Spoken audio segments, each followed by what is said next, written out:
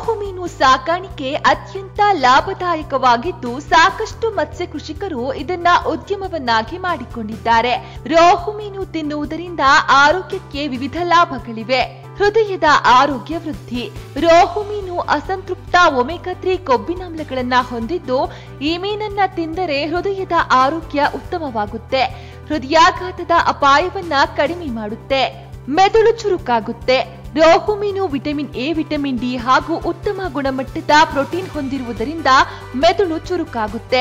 ಮಕ್ಕಳಲ್ಲಿ ಜ್ಞಾಪಕ ಶಕ್ತಿಯು ವೃದ್ಧಿಯಾಗುತ್ತೆ. ಮೂಳೆ ಸ್ನಾಯು ಗಟ್ಟಿಯಾಗುತ್ತದೆ.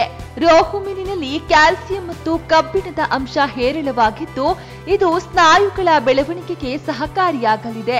ರೋಹು ಮೂಳೆಯ ಆರೋಗ್ಯ ಮತ್ತು ಕೆಂಪು ರಕ್ತ ಕಣಗಳ ಉತ್ಪಾದನೆಗೆ ಮುಖ್ಯವಾದ ಕ್ಯಾಲ್ಸಿಯಂ ಮತ್ತು ಕಬ್ಬಿಣವನ್ನು ಸಹ ಒದಗಿಸುತ್ತೆ.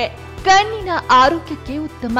ಹೆಚ್ಚಿನ ಪ್ರೋಟೀನ್ ಅಂಶ ಹೊಂದಿರುವ ರೋಹು ಮೀನಿನಿಂದ ತಯಾರಾದ ಖಾದ್ಯ ತಿನ್ನೋದ್ರಿಂದ ಕಣ್ಣಿನ ಆರೋಗ್ಯ ಉತ್ತಮಗೊಳ್ಳುತ್ತೆ. ಅಲ್ಲದೆ ಕಣ್ಣಿನ ಉರಿ, ಕಣ್ಣು ನೋವಿನ ಸಮಸ್ಯೆಗಳು ನಿವಾರಣೆಯಾಗಲಿದೆ. ತೂಕ ನಿರ್ವಹಣೆಗೆ ಸಹಕಾರಿ. ರೋಹು ಮೀನು ಕಡಿಮೆ ಕ್ಯಾಲೋರಿ ಹೊಂದಿದ್ದು ಈ ಮೀನಿನ ಖಾದ್ಯ ಸೇವಿಸೋದ್ರಿಂದ ತೂಕ ನಿರ್ವಹಣೆ ಮಾಡಬಹುದು. ಇದನ್ನ ನಿಯಮಿತವಾಗಿ ತಿಂದರೂ ತೂಕ ಹೆಚ್ಚಾಗುವುದಿಲ್ಲ.